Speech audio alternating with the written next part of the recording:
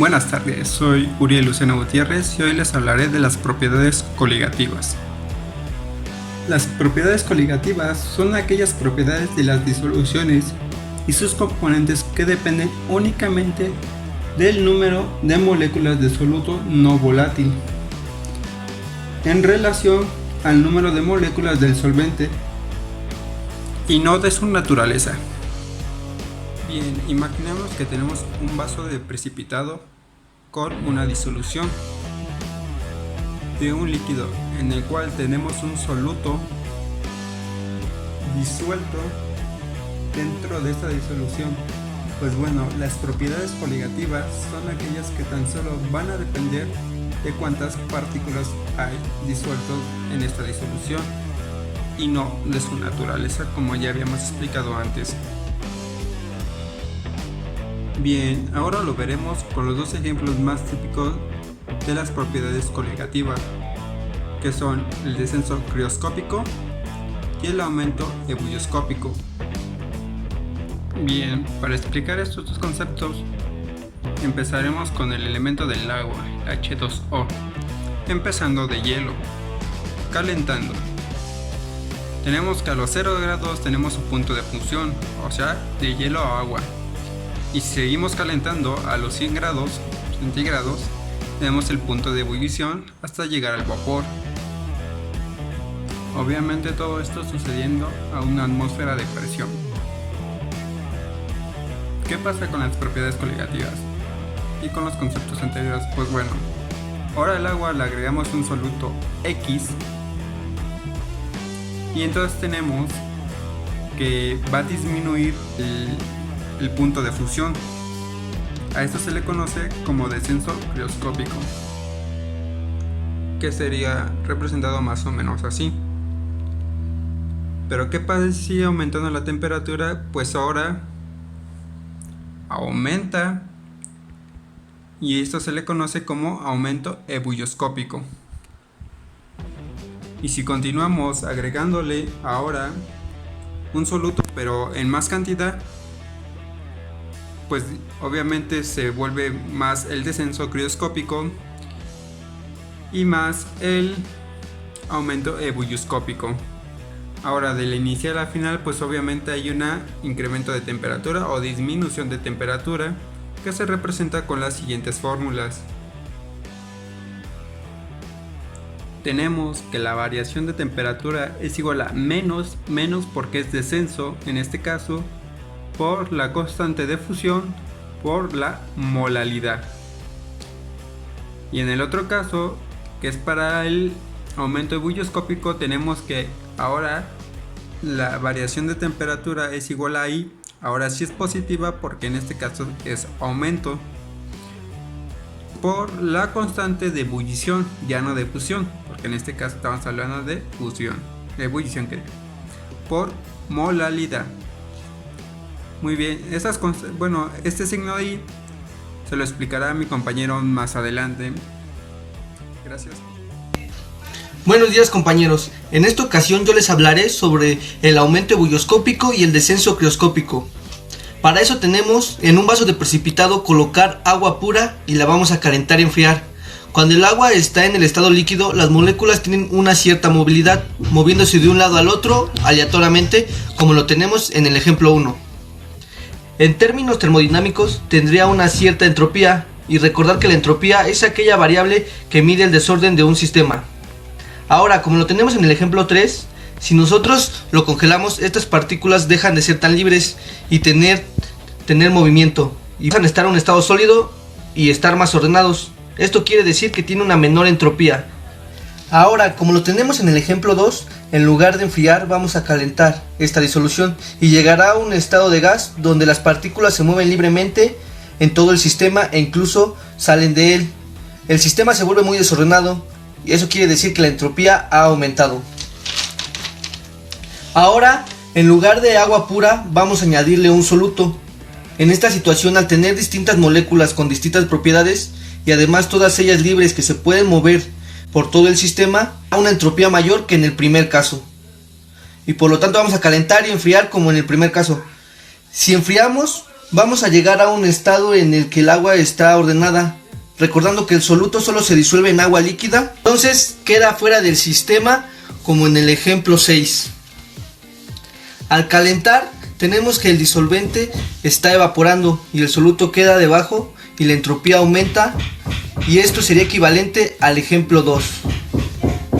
Al meter un soluto dentro de la disolución, estamos haciendo que aumente la entropía del sistema. Como ya sabemos, todos los sistemas tienden a aumentar su entropía. Cuanto mayor sea la entropía, más fácil será el proceso. Cuando tenemos una disolución de un compuesto en un disolvente, tenemos que la variación de entropía de ebullición es menor. Esto quiere decir que aumenta la temperatura de ebullición, y esto es el aumento ebullioscópico. En el proceso de solidificación, esta variación es mayor y la solidificación será más fácil. Esto es el descenso crioscópico. ¿Cómo se justifica que el punto de ebullición aumente y el punto de fusión disminuya? Se justifica a través de la entropía. Gracias. Para el aumento de la temperatura de ebullición tenemos que para la variación de temperatura es igual a I por K sub B por M. Y por otro lado, para la disminución de la temperatura de fusión, tenemos que la variación es igual a menos I por K sub F por M. Estas propiedades coligativas sucumben de estas ecuaciones, que son utilizadas en las siguientes ocasiones que se cumplen los siguientes tres requisitos: disoluciones diluidas, solutos no volátiles, solubles solo en fase líquida. No volátiles, es decir, cuando nosotros calentamos esta disolución, esta sustancia soluble no debe pasar en fase gas, es decir, que el único vapor que teníamos en nuestros sistemas sería el del disolvente. Y por otro lado, debe ser solubles solo en líquido, lo que quiere decir que idealmente no debe de haber partículas de soluto en el sólido una vez que solidifiquen. En resumen, lo que quiere decir estos tres requisitos es: debe ser diluido, y la fase gas y la fase sólida debe ser en el disolvente puro. No debe de haber soluto ni en el gas ni en el sólido, solo en la fase líquida. Y por último, I representa el número de especies disuelto en la disolución, K sub B representa la constante ebullioscópica, M molalidad y K sub F constante crioscópica. Las fórmulas para medir las propiedades coligativas son cuatro principales: disminución de la presión de vapor, aumento ebullioscópico, descenso crioscópico y la presión osmótica. La disminución de la presión de vapor se basa en la ley de Raoult. Esta quiere decir que la presión del vapor de un solvente es igual a la presión del vapor de una solución multiplicado por la fracción molar del solvente en la solución. El aumento ebullioscópico es el aumento en el punto de ebullición. Es la constante ebullioscópica por la molaridad. El descenso crioscópico es el grado que baja el soluto.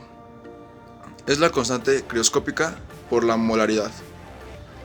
Y en la presión osmótica es pi es igual a molaridad por la constante universal de los gases por la temperatura. Más adelante mostraré las unidades en que cada una se representa. En esta parte de la lámina viene un poco más explicado lo que comenté anteriormente. Las unidades. Delta T en la variación de temperatura se representa en grados Kelvin. La constante ebullioscópica y la constante crioscópica se representan en grados sobre molalidad. La molaridad es moles de soluto sobre kilogramos de solvente. Pi es presión osmótica y se representa en atmósferas, presión de vapor del solvente y de la solución en atmósferas de igual forma. Buenas tardes, mi nombre es Jessica Guadalupe Valdés Soriano y les voy a explicar el ejemplo del descenso en la presión de vapor. El ejemplo dice lo siguiente: una solución contiene 0.4 moles de glicerina disueltas en 10 moles de agua. Si la presión de vapor del agua es de 21 milímetros de mercurio a 23 grados centígrados, calcular lo siguiente. Inciso A, el descenso en la presión de vapor. Inciso B, la presión de vapor de esta solución. Como sabemos, para empezar debemos definir quién es el soluto y quién es el solvente. El soluto sabemos que es el de menor cantidad, en este caso sería la glicerina, y el solvente el agua. Tenemos los siguientes datos: los moles de la glicerina y del agua, la presión de solvente puro a una temperatura de 23 grados centígrados, y lo que nos piden es el descenso de la presión de vapor, representada como delta P, y la presión de vapor de la solución. Para empezar a resolver el inciso A, que nos pide el descenso de la presión de vapor, que es esta propiedad coligativa, vamos a poner la siguiente fórmula: delta P, que es el descenso en la presión de vapor, que sería igual a la fracción molar del soluto, XSTO, por la presión de vapor del solvente puro. Para empezar, debemos calcular el número de moles de la solución o el número de moles totales, que esto sería igual al número de moles del soluto más número de moles del solvente. Sustituimos los valores y esto nos da un igual de moles totales de 10.4 moles. Siguiente de esto, vamos a calcular la fracción molar del soluto, que es igual al número de moles del soluto, que sería 0.4 moles, entre número de moles de la solución o número de moles totales, que fue lo que acabamos de calcular, que es 10.4 moles. Al dividir esto nos da igual a 0.0385, que es la fracción molar del soluto. Con estos datos ya podemos determinar el descenso de la presión de vapor sustituyendo los valores, que sería igual a 0.0385 por 21 milímetros de mercurio. Aquí cabe mencionar que a la fracción molar de soluto no se le ponen unidades debido a que es una fracción.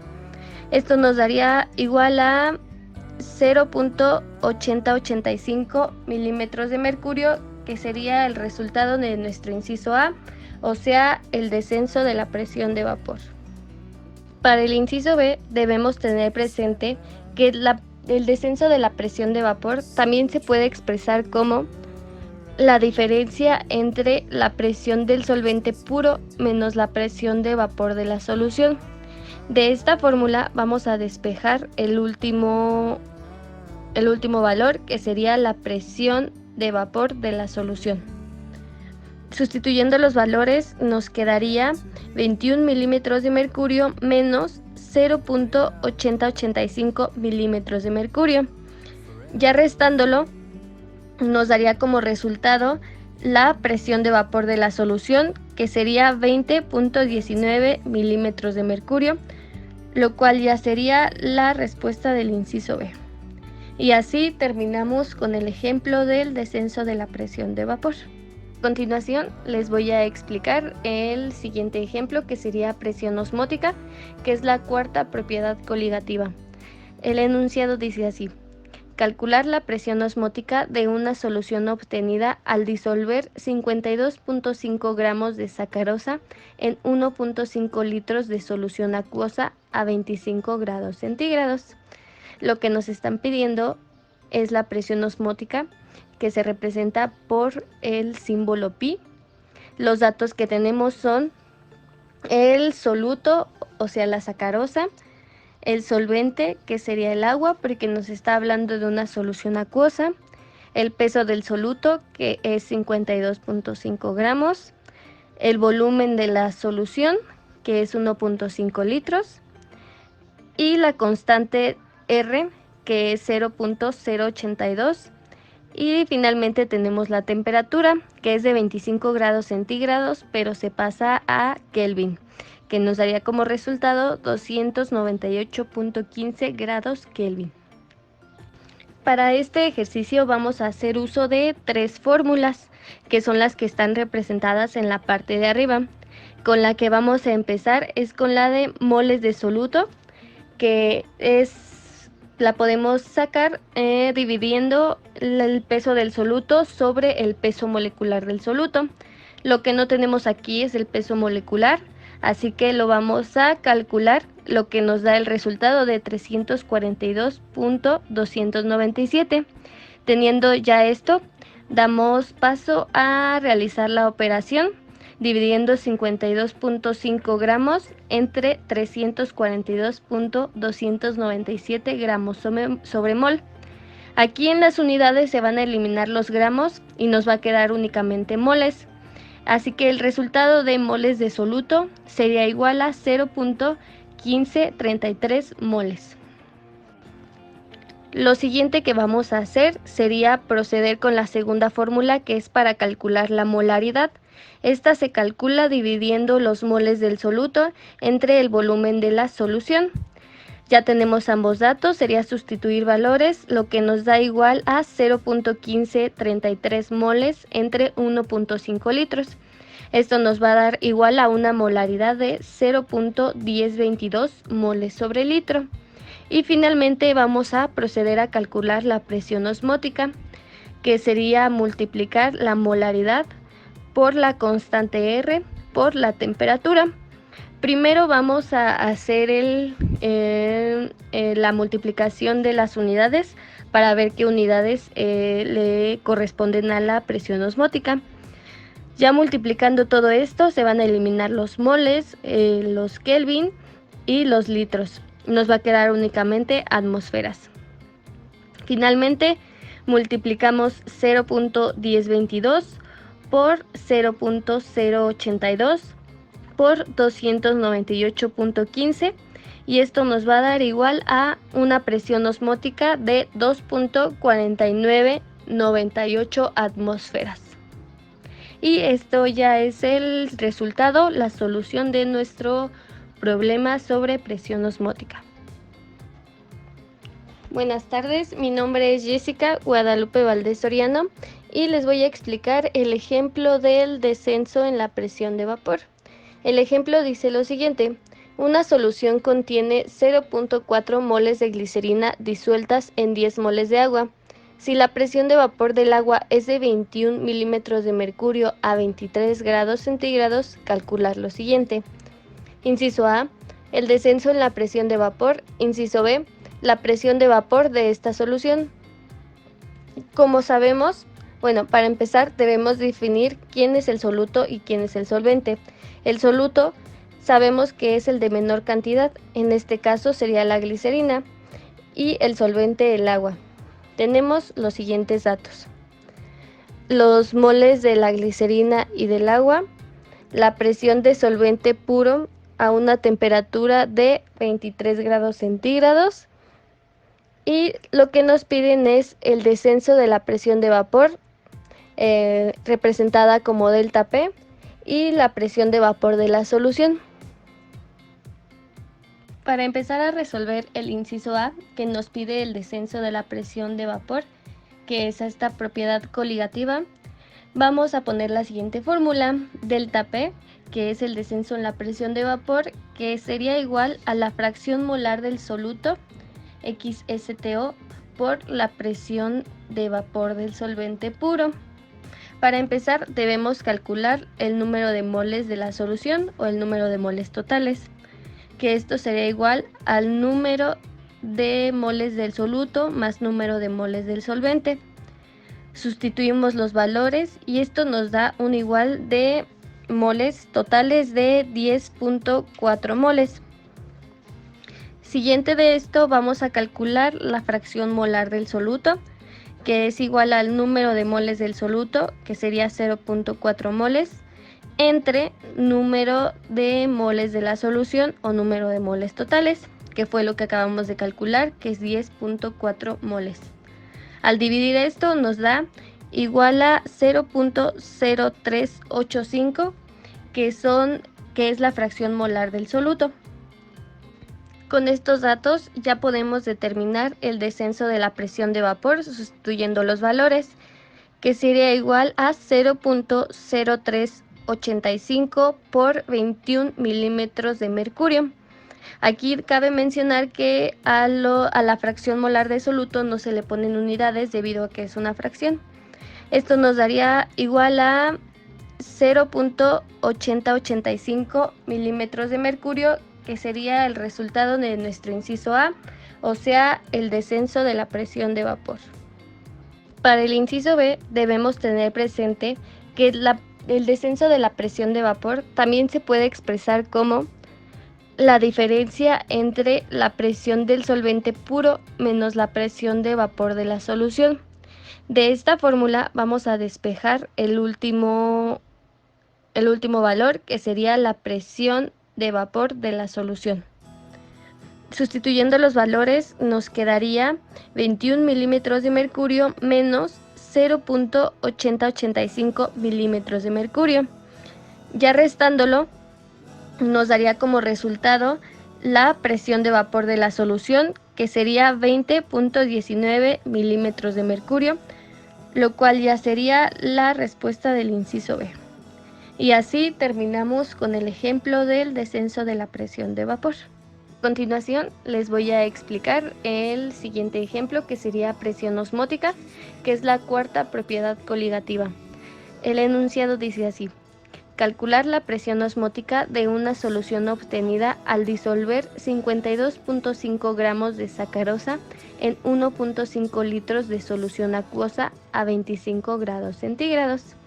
Lo que nos están pidiendo es la presión osmótica, que se representa por el símbolo pi. Los datos que tenemos son el soluto, o sea la sacarosa, el solvente, que sería el agua, porque nos está hablando de una solución acuosa, el peso del soluto, que es 52.5 gramos, el volumen de la solución, que es 1.5 litros, y la constante R, que es 0.082, y finalmente tenemos la temperatura, que es de 25 grados centígrados, pero se pasa a Kelvin, que nos daría como resultado 298.15 grados Kelvin. Para este ejercicio vamos a hacer uso de tres fórmulas, que son las que están representadas en la parte de arriba. Con la que vamos a empezar es con la de moles de soluto, que la podemos sacar dividiendo el peso del soluto sobre el peso molecular del soluto. Lo que no tenemos aquí es el peso molecular, así que lo vamos a calcular, lo que nos da el resultado de 342.297. Teniendo ya esto, damos paso a realizar la operación, dividiendo 52.5 gramos entre 342.297 gramos sobre mol. Aquí en las unidades se van a eliminar los gramos y nos va a quedar únicamente moles. Así que el resultado de moles de soluto sería igual a 0.1533 moles. Lo siguiente que vamos a hacer sería proceder con la segunda fórmula, que es para calcular la molaridad. Esta se calcula dividiendo los moles del soluto entre el volumen de la solución. Ya tenemos ambos datos, sería sustituir valores, lo que nos da igual a 0.1533 moles entre 1.5 litros. Esto nos va a dar igual a una molaridad de 0.1022 moles sobre litro. Y finalmente vamos a proceder a calcular la presión osmótica, que sería multiplicar la molaridad por la constante R por la temperatura. Primero vamos a hacer la multiplicación de las unidades para ver qué unidades le corresponden a la presión osmótica. Ya multiplicando todo esto se van a eliminar los moles, los Kelvin y los litros. Nos va a quedar únicamente atmósferas. Finalmente multiplicamos 0.1022 por 0.082 por 298.15 y esto nos va a dar igual a una presión osmótica de 2.4998 atmósferas. Y esto ya es el resultado, la solución de nuestro problema sobre presión osmótica. Ahora veamos un problema sobre el aumento del punto de ebullición. Dice el siguiente enunciado: calcula el aumento del punto de ebullición de 800 gramos de agua después de añadirle 36 gramos de glucosa. Esta es la fórmula molecular de la glucosa y este es el peso molecular de la glucosa. También tomemos en cuenta que la constante de ebullición del agua es de 0.52 grados centígrados sobre mol. Recordemos también que 1 kilogramo es igual a 1000 gramos. Como hemos visto, la ecuación del aumento del punto de ebullición está dada por delta T es igual a la constante de ebullición del disolvente por la cantidad de moles que hay en 1 kilogramo de solvente. Aquí está más claro, M es igual a los moles de soluto entre 1000 gramos de solvente, o lo que es igual moles de soluto entre 1 kilogramo de moles de solvente. Por eso mismo anoté aquí la relación que hay en 1 kilogramo con 1000 gramos. Bien, la cantidad de moles está dada por N. N es igual a los gramos del soluto entre el peso molecular del mismo, que es 180.156 gramos sobre mol, que nos da un total de 0.199 mol. Bien, recordemos la definición de M, es moles de soluto en 1 kilogramo o en 1000 gramos. Por eso mismo se hace la siguiente relación. 0.199 moles es a 800 gramos, más no a 1000 gramos. Por lo tanto, se hace una regla de 3 y queda de la siguiente forma. 0.199 mol por 1000 gramos entre 800 gramos. Esto es igual a 0.248 mol. Gramos y gramos se van. Sustituyendo los datos que tenemos en nuestra ecuación original, tenemos que el aumento de temperatura es igual a la multiplicación de la constante de ebullición por la cantidad de moles. Por lo tanto, queda de la siguiente manera: 0.52 grados centígrados sobre mol por 0.248 mol. Esto es igual a 0.128 grados centígrados. Moles y moles se van y solamente nos interesa esta cantidad. Recordemos también que el punto de ebullición del agua es de 100 grados centígrados. Por lo tanto, el aumento del punto de ebullición del agua está dado por 100 grados centígrados más 0.128 grados centígrados, dando un total de 100.128 grados centígrados. A continuación, vamos a realizar un ejercicio sobre la disminución del punto crioscópico. El enunciado dice: calcular el punto de congelación del solvente de una solución que contiene 36 gramos de glucosa disueltos en 400 gramos de agua. Por lo tanto, nuestro soluto es la glucosa y nuestro solvente es el agua. El peso molecular de la glucosa es de 180.156 gramos sobre mol. También tomemos en cuenta que la temperatura de fusión o de congelación del agua es igual a 0 grados centígrados. Y nuestra constante crioscópica es igual a 1.86 grados centígrados kilogramo sobre mol.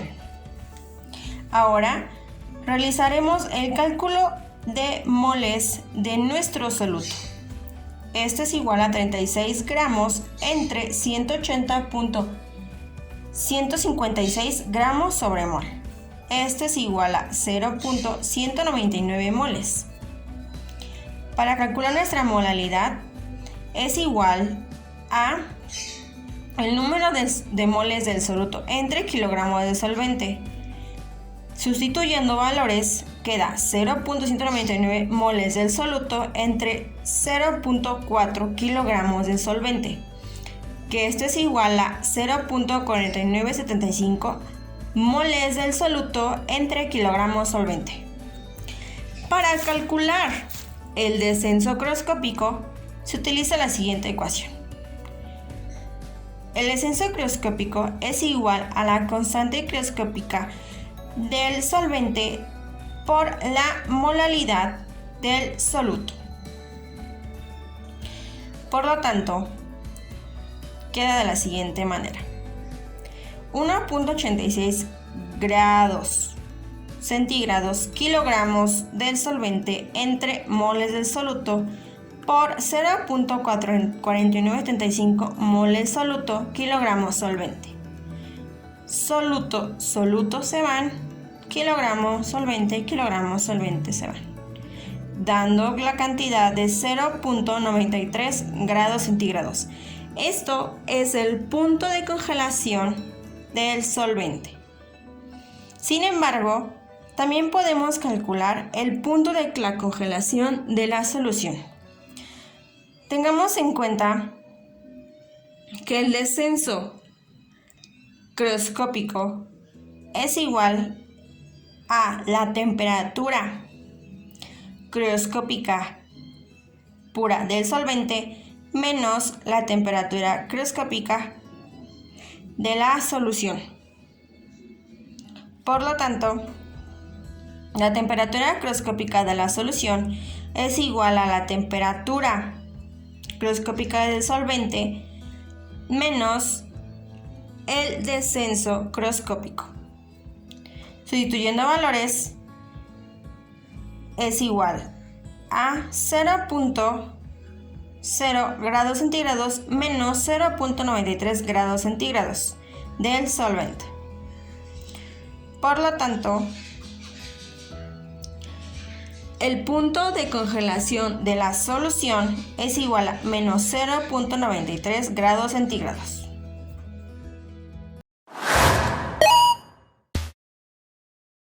Quédate en casa. Quédate en casa.